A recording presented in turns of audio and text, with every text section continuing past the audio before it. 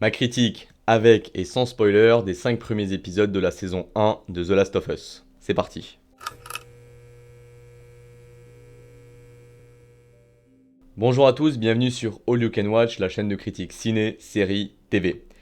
Si vous n'êtes pas encore abonné à la chaîne, n'hésitez pas à faire sonner la petite cloche en bas de votre écran. Je suis également présent sur les réseaux sociaux TikTok et Facebook. Je publie chaque semaine.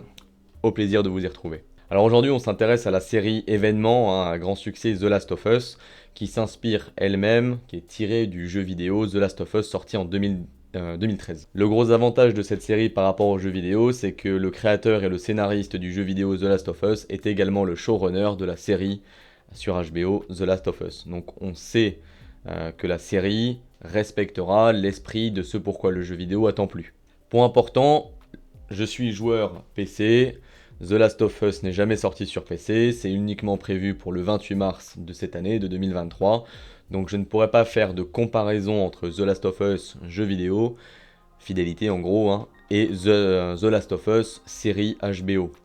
Je prends cette série en tant que spectateur n'ayant pas connu les jeux vidéo. Peut-être plus tard, lorsque j'aurai terminé le jeu vidéo, au moins le 1, je pourrais faire une vidéo comparative, rétrospective, on va dire, par rapport à ce que je vais dire aujourd'hui, entre l'univers du jeu vidéo et la série telle qu'elle nous est présentée aujourd'hui. Alors comme je le disais, Neil Druckmann c'est le showrunner et le co-showrunner c'est chouette parce que c'est Bruce Straley qui est le créateur de la série Tchernobyl que j'avais trouvé absolument excellente, très courte, 5 ou 6 épisodes je crois, c'était en 2019 je crois. Une excellente série, bref cette série, du coup The Last of Us, elle part avec de très bonnes augures. Alors l'histoire, nous sommes en 2023 et le cordyceps, donc ce champignon qui existe véritablement dans la vraie vie, dans la nature telle qu'on la connaît actuellement, a terrassé l'humanité. Et nous suivons Joel et Ellie dans cette quête de survie au sein de ce monde post-apocalyptique où ne règne que le cordyceps à travers les personnes qui en sont infectées et le reste de l'humanité, de ce qui en reste. Des groupes organisés, des miliciens, une organisation militaire très organisée mais tout à fait totalitaire. Bref, c'est assez réaliste dans ce qui resterait du monde si ce genre de catastrophe venait à arriver en fait. On pourrait très bien se dire, oh, encore une série à zombies. Alors déjà, ce ne sont pas des zombies puisque les infectés ne sont pas morts, ils meurent au bout d'un certain temps, mais ils sont infectés puis ils meurent lentement au niveau du cerveau, mais ils ne sont pas ressuscités comme des zombies. Donc déjà, ça n'est pas une série à zombies. Puis en plus de ça, face à des séries telles que effectivement The Walking Dead, Kingdom ou encore cette série française que j'avais bien aimée, La Révolution, ça a le mérite de réinventer un petit peu le genre et nous présenter quelque chose de nouveau, ne serait-ce qu'au travers de cette épidémie-là, qui soulève beaucoup de nouvelles questions et qui ne nous présente pas l'arc narratif classique du zombie tel qu'il est, que ce soit dans les bandes dessinées ou dans les grosses séries à succès. Donc ça, pour le coup, c'est chouette. Point important, le fait que ce soit tiré d'un jeu vidéo, je trouve ça très très bien parce que ça montre que l'univers du jeu vidéo, les créations que l'on peut faire dans ce milieu-là, qui a beaucoup été discrédité, sont tout à fait légitimes et ont toute leur place dans l'univers du 7e art. Je pense par exemple que ce soit les Tomb Raider, que ce soit la série Halo, l'excellent film Warcraft, le Mario Bros qui va arriver d'ailleurs avec Pedro Pascal le héros de The Last of Us, ou encore les cinématiques qui sont absolument brillantes de Star Wars The Old Republic, il faut en faire un film. Bref, tout ça pour dire quoi, cette série c'est l'archétype même de ce que le jeu vidéo peut produire dans ce qu'il a de mieux, et ça c'est vraiment top. Bref, mon avis général, et avec une chemise à ma taille, je le précise.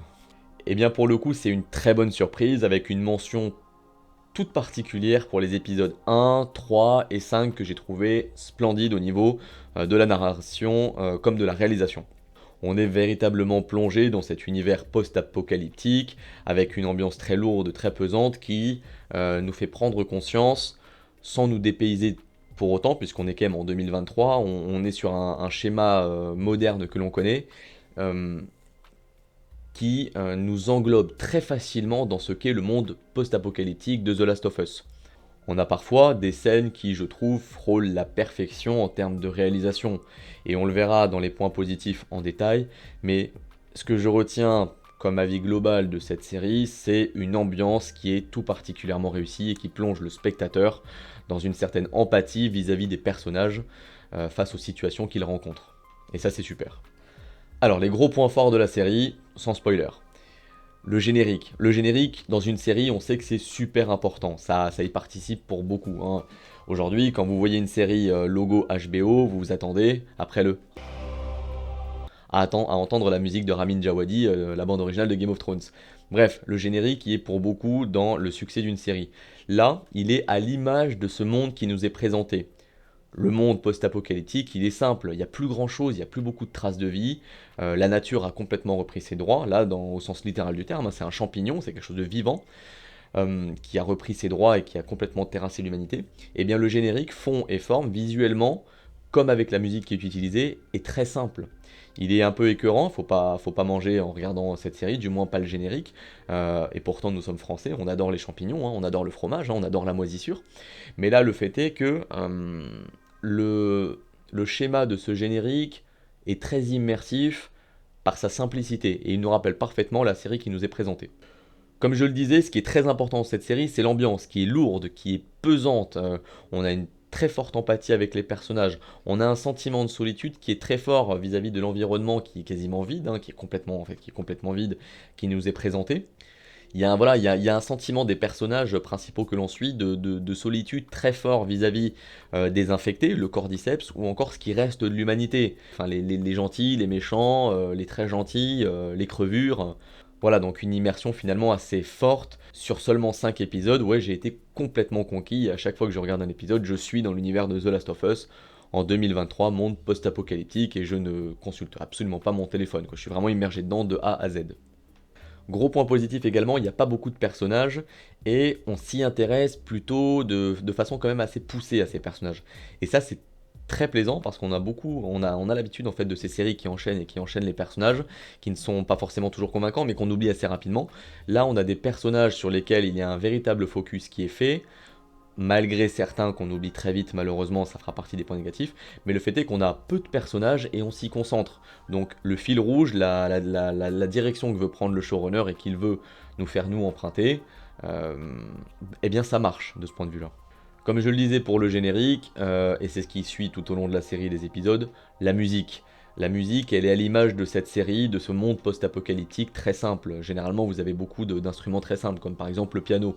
Le piano, c'est un instrument qu'on voit très souvent dans les scènes post-apocalyptiques, où c'est généralement un instrument qui ne peut pas vieillir. C'est un instrument qui est toujours utilisable après des années et des années, et qui génère une certaine mélancolie, comme là on peut le retrouver notamment dans cette série, ou par exemple je pense au film Le Pianiste, voilà, dans un océan de misère, le ghetto de Varsovie, le mec fait pleurer un soldat SS en jouant du piano spécialement pour lui. Bref, cette musique au sein de la série, beaucoup marquée par le piano, participe pour beaucoup à cette ambiance qui est magnifique. Autre gros point fort, c'est que cette série, bien évidemment, on peut l'englober dans le pack série et film à zombies, mais comme je vous l'ai dit, c'est pas vraiment des zombies. Mais en plus de ça, il y a une esthétique qui est très différente vis-à-vis du zombie classique auquel on a l'habitude.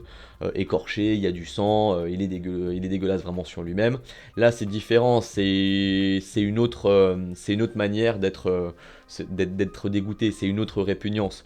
C'est vivant, c'est un champignon qui a pris complètement possession d'un corps humain. Et donc du coup, cette esthétique-là nous fait dire que cette série, elle a le mérite de revitaliser un petit peu le genre de la série contre les zombies, en fait, dans l'univers zombie. Et ça, pour le coup, c'est très plaisant.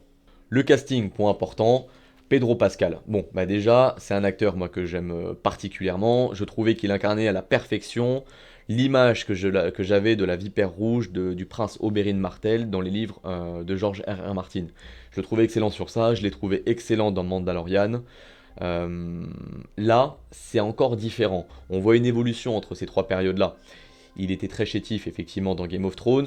Dans Mandalorian, c'est une carrure différente, c'est quelqu'un de plus marqué. Là, dans The Last of Us, c'est l'anti-héros par excellence. C'est l'anti-héros déshumanisé qui, au regard de ce qu'il a vécu, a complètement changé, est devenu sombre, est marqué par la vie.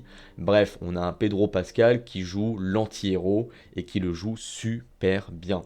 Il le faisait déjà un petit peu, notamment sur Mandalorian, mais là de façon beaucoup plus exagérée au regard du monde post-apocalyptique dans lequel il se trouve. Sa compagnon de route, Ellie, c'est Bella Ramsey. Idem, on l'avait découvert, enfin moi personnellement je l'avais découvert dans Game of Thrones, je l'avais trouvée excellente dans le rôle de Lyanna Mormont. Elle incarne à la perfection c'est quoi l'esprit de la maison Mormont. Là, dans la série, pour moi, c'est un point fort parce que c'est quelqu'un qui est très jeune, elle n'a que 19 ans, elle joue le rôle d'une gamine de 14 ans, elle prend la mesure de son rôle au fil des épisodes. Donc, pour ma part, aujourd'hui, à ce stade-là, épisode 5 sur 9 de la série The Last of Us, je lui donne complètement sa chance pour tout le reste de la série. On y reviendra effectivement, les points négatifs à son encontre. Alors, les quelques points faibles que j'ai pu trouver dans cette série, je vous dis, il n'y en a pas vraiment beaucoup, mais c'est quand même toujours bien un petit peu de les souligner, même si cette série de A à Z, là pour le moment, je la trouve quand même assez exceptionnelle. Alors, on a fini par Bella Ramsey pour les points forts, on commence avec elle pour les points négatifs. Effectivement, sur le premier et le deuxième épisode, on pourrait penser qu'elle n'est pas forcément très convaincante. Et j'ai vu tout le bashing dont elle est victime effectivement sur internet. Ça doit pas être facile quand même pour une jeune actrice comme ça de 19 ans se prendre tout ce qu'elle se prend dans la figure. C'est pas très correct, je trouve. Mais le fait est que effectivement, on la trouvera pas forcément très convaincante dès le début, épisode 1 et 2. C'est pour ça que je le mets dans un point négatif, mais en même temps que je le mets dans un point positif, parce qu'il s'avère que c'est un rôle qui est progressif en fait qu'elle a, et qui est pas facile. Elle joue le rôle d'une gamine de 14 ans dans un monde post-apocalyptique. Elle n'a connu que ça, elle n'a jamais connu aller se faire une soirée sushi avec ses amis, aller au popcorn, aller au cinéma avec du popcorn, monter dans une voiture, faire des parcs d'attractions. Elle n'a jamais connu ça, elle n'a connu que l'enfer du cordyceps en fait. Elle est née après l'extinction de l'humanité entre guillemets. Donc c'est un rôle qui est pas facile et qui du coup a vocation à mûrir tout au long de la série. Et c'est là où je trouve que son interprétation est bonne, peut-être pas au début, mais en cours de route à partir de l'épisode fin 2, 3, 4, 5, parce qu'elle commence à prendre la mesure de ce rôle qui n'est pas facile pour elle. Donc rien que pour ça, quand même, je lui tire mon chapeau et on lui fait confiance pour l'avenir de la série. Deuxième point négatif, je le disais tout à l'heure, les épisodes ils sont un petit peu inégaux. En masterclass, épisode 1, 3, 5 je trouve. En revanche, le 2 et le 4 sont un petit peu en dessous. Ils ne sont pas mauvais du tout, ils sont très bons, mais effectivement, on a une variation de qualité, je trouve, entre les épisodes. On est en droit d'exiger un truc exceptionnel à chaque épisode. On l'a eu, moi je trouve qu'on l'avait eu, notamment dans la saison 4 de Stranger Things, avec Vecna. Je l'avais trouvé exceptionnel cette saison, en tout point. Là, effectivement, ça oscille un petit peu, mais ça reste quand même d'excellente facture. C'était un point fort de la série, on se concentre sur des personnages, on en apprend plus sur eux. Certains, effectivement, sont un petit peu éclipsés et leur background n'est pas évoqué, je trouve, de la bonne manière et pas suffisamment. C'est un petit peu dommage parce que quitte à présenter peu de personnages, autant essayer de tous les explorer, peut-être pas forcément de la même manière, mais au moins de manière suffisamment approfondie pour qu'on se dise ce personnage, je le connais. Et enfin, un quatrième point négatif, bon là c'est mon côté un petit peu pointilleux, mais des fois ça manque de réalisme. Que ce soit le mode munition illimité de certains personnages, on se dit bon bah tu recharges quand mec, parce que là bon voilà. Ou les ennemis dans des scènes effectivement de combat qui ne réagissent pas forcément de la manière la plus logique possible et on aurait presque parfois l'impression d'avoir une intelligence artificielle en face de nous. Et finalement bah du coup être conforme un petit peu aux jeux vidéo. Voilà, on sait tous en tant que gamer ce que c'est l'intelligence artificielle dans un jeu. Là, des fois, je trouve que les choix stratégiques des ennemis sont pas toujours très bien ficelés. Mais bon, c'est un petit peu pointilleux. Comme d'habitude, si vous n'avez pas vu la série The Last of Us, je vous invite à couper la vidéo à ce moment précis. En revanche, si vous avez vu quelques épisodes de la série, 1, 2, 3, je vais diviser cette vidéo en plusieurs parties, donc je vous invite à continuer, à vous arrêter à l'épisode que j'analyse et que vous n'avez pas vu.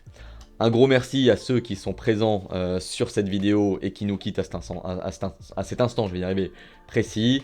Pour les autres, on se retrouve tout de suite.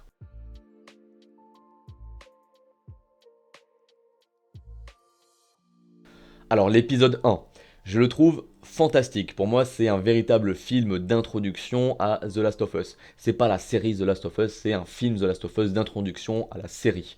Un petit peu comme ce qu'on avait pour il y a très longtemps maintenant, hein, Stargate, on avait eu un film et ensuite on avait eu la série.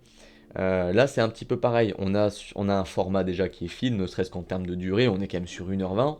C'est long, mais ça passe très vite parce qu'on est directement immergé dans ce oui, voilà, je fais le lapsus, mais dans cet épisode réalisé de manière à ce qu'on soit quasiment, et en fait, on est dans un film. Je le trouve très bien ficelé, divisé en deux parties, 20 ans après le Cordyceps, donc 2003, Cordyceps 2023. La première partie, elle est excellente dans la mesure où on a une ambiance qui est extraordinaire. On sait très bien que ça va dégénérer à tout moment, mais les personnages ne le savent pas. Donc on a cette omniscience par rapport aux personnages, et qui n'enlève en rien notre immersion au sein de la série. Et c'est ça que je trouve formidablement réussi.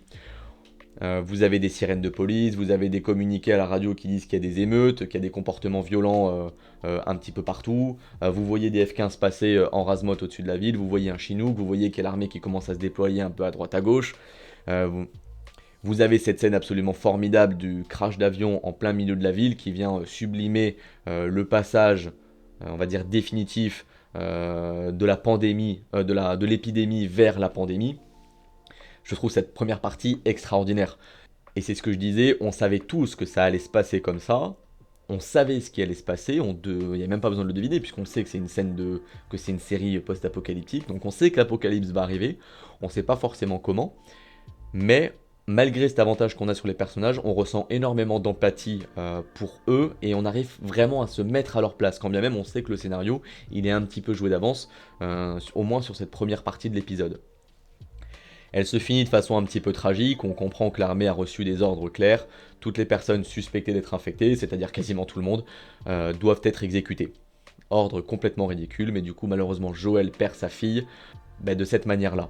Et on comprend par la suite, du coup lorsqu'on va le retrouver dans la deuxième partie de cet épisode, 20 ans plus tard, pourquoi il est le Joel qu'il est actuellement comparé au Joel d'il y a 20 ans. Effectivement, dès qu'on le retrouve, et c'est là où je trouve l'interprétation de Pedro Pascal très réussie, on retrouve un Joel complètement anti-héros, complètement déshumanisé, on n'imagine même pas ce qu'il a dû faire pour survivre, pour en arriver jusque-là, il a survécu pendant 20 ans le mec. Il a aucun problème à prendre le cadavre d'un enfant et du coup l'enterrer ou le mettre au feu, je sais plus, parce que quelqu'un lui demande et lui dit que il peut pas le faire parce que il peut pas, c'est un enfant. Lui, il a aucun problème à le faire, voilà. C'est l'anti-héros par excellence. Pareil, dans cette deuxième partie d'épisode, on en apprend un petit peu plus sur ce monde. Là, on est au sein de la FEDRA, donc l'organisation fédérale d'organisation de réponse aux catastrophes, je crois. On comprend qu'on est dans un milieu complètement totalitaire où les libertés fondamentales ont été abolies pour justement répondre de manière efficace aux champignons, à la pandémie. Mais le fait est que ça marche. Jusqu'à preuve du contraire, ils sont dans une zone de quarantaine où ils peuvent survivre. Au prix, effectivement, de leur liberté fondamentale. Vous avez à ce titre cette phrase très forte, moi que j'ai trouvée, qui résumait parfaitement cet esprit un peu 1984. Le couvre-feu empêche l'infection, le couvre-feu empêche l'insurrection. Donc vous avez vous avez un mode d'action pour deux objectifs. Contraindre l'épidémie, la pandémie, contraindre l'insurrection. C'est exactement ça. Et les gens qui sont partis de ce système en sont parfaitement conscients. Joel également. On est dans un système où on ne pourra jamais se rebeller. Autre force de cet épisode, effectivement, on apprend à connaître un petit peu Ellie et on découvre ce duo un petit peu d'infortune entre les deux qui se crée de façon un peu improbable. Elle est une cargaison pour Joel qui doit l'amener auprès des Lucioles, ce groupe un peu révolutionnaire, utopiste sur les bords, de ce qu'on comprend, pour développer grâce à elle un vaccin. Au cas où on l'aurait pas compris, effectivement on a vu qu'elle s'était fait mordre, elle se fait remordre une seconde fois et elle n'est jamais infectée.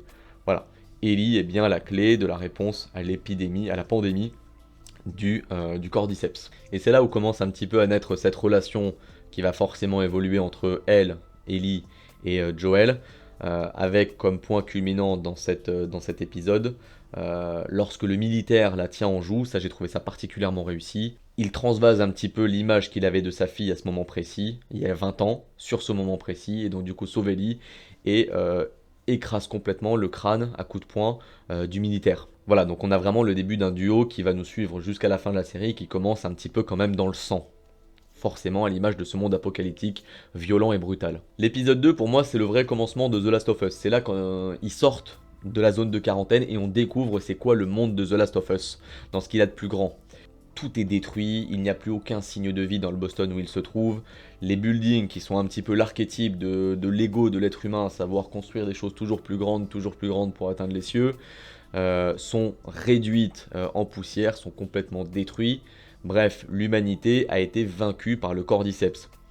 Et d'ailleurs, cette image-là, elle intervient après quoi? Après une scène où on suit une mycologue de Jakarta en Indonésie, dont la conclusion est face à ce virus, il faut tout bombarder, il faut bombarder toute la ville de Jakarta et toutes les personnes qui s'y trouvent. D'ailleurs, on apprend que le virus, enfin le champignon circule très très bien avec la farine. Il faut savoir qu'à Jakarta, c'est le plus grand moulin à farine du monde. Donc c'est peut-être là, effectivement, que l'épidémie, enfin la pandémie est née. Peut-être. Et c'est ça qui est intéressant avec les débuts de cet épisode 2, c'est qu'on comprend que la science, elle a complètement échoué face à la vie, face aux champignons, face aux cordyceps.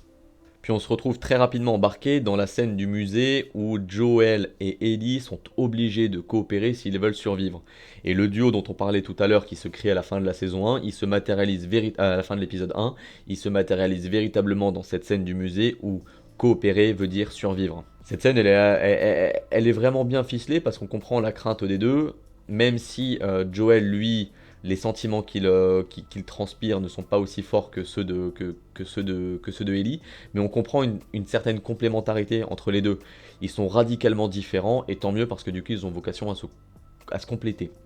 Et enfin cet épisode il s'achève avec une scène plutôt brillante quand même je trouve, la scène du Capitole où Tess, du coup l'ami, hein, de Joel se sacrifie, notamment en faisant tout péter bien sûr après elle, mais en acceptant d'être infecté totalement par l'infecté qui vient la voir et lui transmet par la bouche le cordyceps, à travers ces espèces de petits filaments assez écœurants.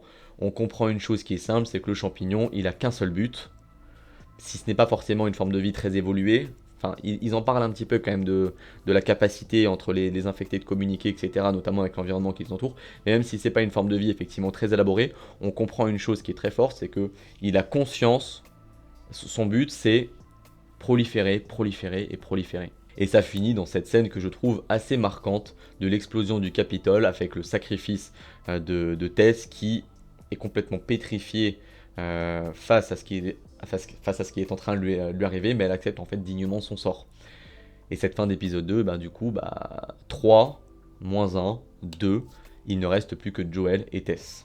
Donc un épisode réussi, je trouve un cran en dessous forcément du 1 qui n'a pas du tout la même dimension, mais quand même très réussi. Troisième épisode, qui a fait polémique, j'avoue je ne comprends pas forcément trop pourquoi. On va l'analyser un petit peu. Il commence, on suit la vie de Bill dans ce monde post-apocalyptique où il est un petit peu seul et il fait sa vie en fait, hein. Il rénove sa maison, il crée un petit peu son village comme il a envie comme il a envie de le faire. C'est assez plaisant parce que au final, dans ce monde où dans la saison 1, on nous présentait tout le prisme de l'absence de liberté en réponse au cordyceps, lui, la liberté, il l'a totalement. Il va dans tous les magasins qu'il veut, il achète tout ce qu'il veut, il répare, il bricole absolument tout ce qu'il veut, il crée sa forteresse à son image, et c'est assez plaisant. Et ça fait une très bonne pub pour le survivalisme, notamment. Alors effectivement, l'épisode a énormément fait polémique, notamment au regard du caractère homosexuel en fait de la relation qu'il va entretenir avec Frank. En se renseignant un petit peu, on voit que c'est quand même conforme à l'esprit du jeu vidéo, puisque Bill du coup avait fait souvent état apparemment d'une relation avec un certain Frank qu'il avait connu avant l'épidémie, avant la pandémie.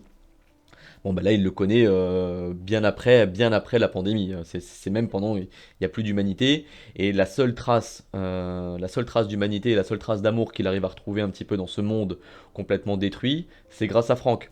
Et c'est pourquoi, moi, cet épisode, bien au contraire de le trouver polémique, je l'ai trouvé assez beau et même très poétique, en fait. De A à Z, vous suivez l'évolution d'une relation amoureuse entre deux personnes qui vont se marier, vivre leur vie très particulière ensemble, jusqu'à la terminer véritablement ensemble, par le suicide. Et au final, ce village qu'il a créé, il est rempli de poésie. Les décorations, les peintures qu'il met dans ce village, les boutiques qu'il a réussi à recréer, il arrive à créer, malgré l'absence de vie au sens auquel on le connaît, hein, au sens être humain, une véritable vie au sein de ce petit village en cultivant des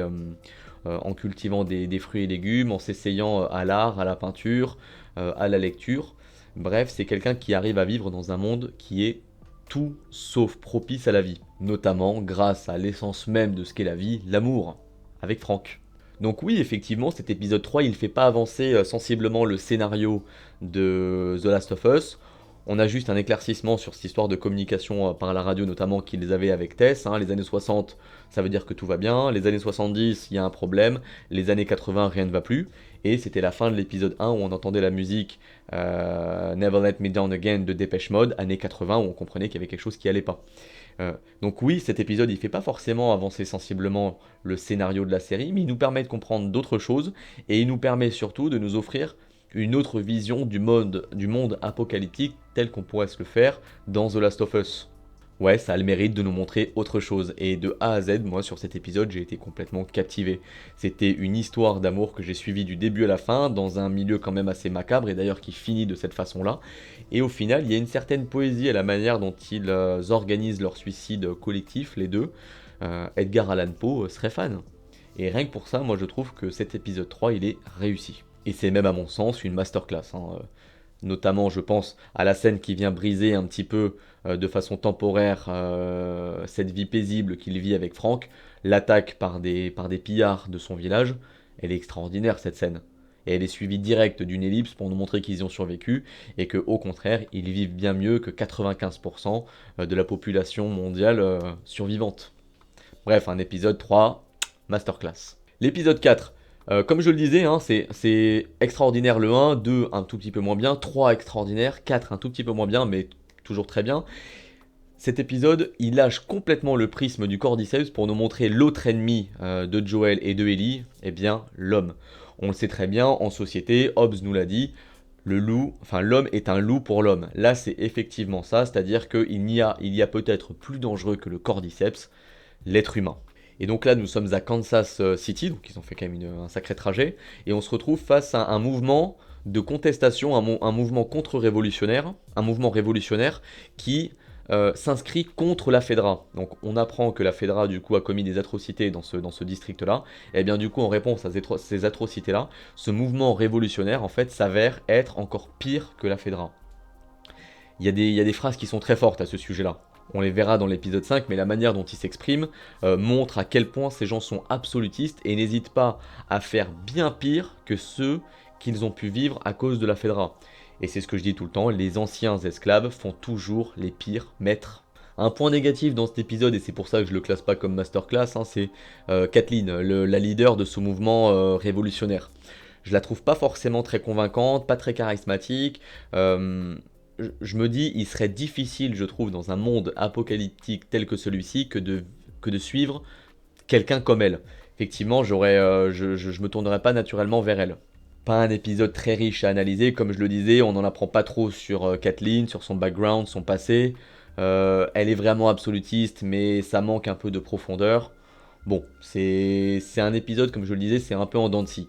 Il est quand même bon, voire même très bon, parce qu'on en apprend toujours plus sur cet univers. Mais point négatif, notamment sur le leader charismatique qu'on aurait aimé avoir pour ce mouvement révolutionnaire. Et la transition, elle est toute faite avec l'épisode 5 qui est vraiment centré sur ça. L'épisode 5, c'est vraiment la démonstration de ce que ce groupe révolutionnaire est capable de faire. On le voit dès le début de l'épisode, on a des scènes de violence inouïes, des gens sont battus à mort, d'autres sont poignardés. On voit un espèce de corps tiré par une corde où il y a une trentaine ou une quarantaine de couteaux qui sont plantés sur son torse. Ça veut dire quelque chose en termes de symbole fort. C'était quelqu'un de la FEDRA, c'était même surtout un collaborateur de la FEDRA, donc qui a vendu des gens pour son propre bénéfice. Mais le fait est que il y a une violence inouïe qui se déchaîne en réponse à ces gens-là. Et d'ailleurs, j'ai noté des phrases que je trouve gold et qui incarnent parfaitement l'esprit de ce groupe révolutionnaire. Collaborateurs, rendez-vous, vous aurez droit à un procès équitable. Moi, je suis dans la situation des collaborateurs, j'entends ça, j'y vais pas, hein. Je vois très bien le message qu'il y a derrière, hein. Le procès équitable, c'est coupage de tête et enfin c'est exécution sommaire, quoi. Les déserteurs seront considérés comme contre-révolutionnaires. Là, vous vous dites, on est en 1917, c'est la révolution russe, ça craint, il faut vraiment pas, voilà, c'est soit on est avec eux, soit on est contre eux. Il y a un manichéisme qui est très fort dans ce groupe et je trouve qu'il est particulièrement réussi. On comprend vraiment l'esprit de leur révolution qui se fera nécessairement au prix du sang et de la brutalité. Kansas City is free. Kansas City est libre. Libre, oui, mais libre de quoi et en quel moment il y a une certaine liberté dans ce mouvement-là? On comprend que c'est un mouvement totalitaire comme les autres qui s'inscrit pourtant au nom de la liberté face à la FEDRA. Et c'est très drôle parce que ces révolutionnaires qui prônent la liberté ne l'appliquent absolument pas pour eux-mêmes. Et le monde meilleur qu'ils désirent créer, en fait, ils ne font qu'en fait qu'accentuer ce que faisait déjà la FEDRA. Et là où cet épisode il devient intéressant, c'est que là on commence à en apprendre un peu plus sur Kathleen et son rapport du coup à son mari qui a été vendu en gros par Henry, ce jeune qui désirait sauver la vie de son frère malheureusement victime d'une leucémie. On en apprend plus sur elle et on comprend que son personnage n'est pas si manichéen que ça. Elle n'est pas juste fondamentalement méchante et horrible, elle se rend bien compte des atrocités qu'elle a commises, puisqu'en parlant de son frère qui était l'ancien leader de l'insurrection, elle dit He would be horrified for what I've done, for the things I've done. Il serait horrifié de voir les choses que j'ai faites. Mais c'est exactement ça. Elle est consciente d'être devenue une atrocité en réponse aux atrocités qu'elle avait subies, les persécutions qu'elle avait subies de la Fedra. Malheureusement, et c'est là le point négatif, c'est que je trouve on va pas encore assez loin dans l'exploration du personnage de Kathleen. Il commençait à devenir intéressant. On n'a pas de flashback de elle et de son frère, de comment est-ce qu'elle était avant. Est-ce que son frère était le grand leader de l'insurrection et que elle c'était son adjointe? Est-ce que c'était juste sa sœur donc elle restait dans son ombre? Ou est-ce qu'au contraire elle avait un rôle peut-être logistique très fort? On sait pas tout ça. C'est dommage, on aurait aimé en apprendre un petit peu plus sur elle parce qu'au final, on la retrouve dans une scène qui est magnifique où les infectés se lèvent tous avec notamment la première fois que l'on voit un colosse et elle se fait bouffer par elle se fait manger en direct live par un claqueur qui a peut-être 8-9 ans, une petite fille quoi. Scène magnifique, mais malheureusement, ça intervient un petit peu trop pour Kathleen. Au moment où on s'intéresse à elle et on découvre des choses sur elle, parce qu'on se retrouve finalement face à l'évidence que c'est un personnage qui est plus complexe qu'il n'en a l'air, eh bien elle meurt. C'est assez dommage. Bref, on en revient à cette scène de combat entre les révolutionnaires et les infectés. Elle est juste glorieuse quoi cette scène, elle est incroyable. On est pris dans une espèce d'adrénaline qui nous suit, qui nous inonde le corps du début à la fin. C'est extrêmement bien filmé, on sent les palpitations du cœur à la fois de ceux que l'on suit, Joel et Ellie, comme de Henry et de son frère, mais également des ennemis qui sont terrifiés, et en plus de ça, on voit pour la première fois c'est quoi le stade final de l'infection au cordyceps, c'est devenir un colosse. Et il est magnifique. Certes, il est plus lent, mais il est beaucoup plus robuste, il fait peur, et on voit que c'est un leader parmi les infectés. Et j'espère qu'on en apprendra un petit peu plus, notamment sur ça. Ça ne pouvait pas finir autrement, ça pouvait pas finir en happy ending où tous les révolutionnaires sont morts et nos 4 héros s'en sortent. Non. Malheureusement, le frère de Henry est contaminé, il est infecté. Henry le tue, ne réalise pas ce qu'il a fait, sombre dans une espèce de folie et met fin à ses jours en se suicidant.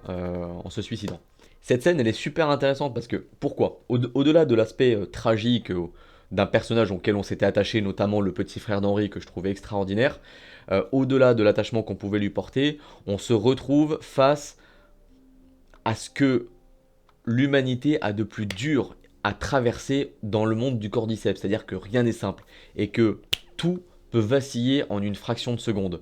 La veille, ils étaient heureux et ils avaient survécu. Le lendemain matin, c'est tragique. On a 2 morts. Et à nouveau, cette équation 4, enfin, au début, c'était 3 moins 2, 3 moins 1 avec Tess. Là, c'est 4 moins 2 avec Henry et son frère. Joel et Ellie se retrouvent à nouveau seuls. C'est là où j'ai trouvé vraiment Ellie Bella Ramsey intéressante et qu'elle prend la mesure de son rôle. C'est il y a un nouveau déclic qui est fait en elle. Elle a déjà vu des atrocités, elle a déjà vu des choses horribles. Là, pour la première fois dans la série, dans l'épisode, on la voyait vraiment rigoler aux larmes et vraiment, du coup, s'émerveiller à l'idée de rencontrer quelqu'un qui a quasiment son âge. Elle est censée avoir 14 ans, le petit frère d'Henri en avait 8. Et là, boum, retour à la réalité. Eh bien non, c'est pas beau la vie sous le cordyceps. Et d'ailleurs, la fin de l'épisode, elle se conclut comme ça. C'est pas Joel qui lui dit viens on y va, c'est elle qui le regarde et lui dit come on let's go. Allez on y va. C'est elle, non pas qui lead le duo, mais qui devient un petit peu l'anti-héros à son tour. Et c'est ça qui est très appréciable et c'est pourquoi moi j'ai envie de dire oui à Bella Ramsey en tant que Ellie dans The Last of Us. Faut lui donner sa chance parce que là, dans l'épisode 5, on commence à véritablement prendre plaisir à la voir incarner Ellie. Voilà, donc en somme, effectivement, on a une série qui est quand même d'excellente qualité et qui ne peut que nous rassurer, je pense, pour les épisodes à venir 6, 7, 8 et 9, le prochain intervenant le 20 février de mémoire. Ça laisse présager finalement de très bons augures pour la suite. Comme d'habitude, Un grand merci si vous avez suivi cette vidéo jusque-là. N'hésitez pas à vous abonner si ça n'est pas déjà fait, à faire sonner la petite cloche. Je suis également présent sur TikTok et Facebook. Je publie du contenu chaque semaine.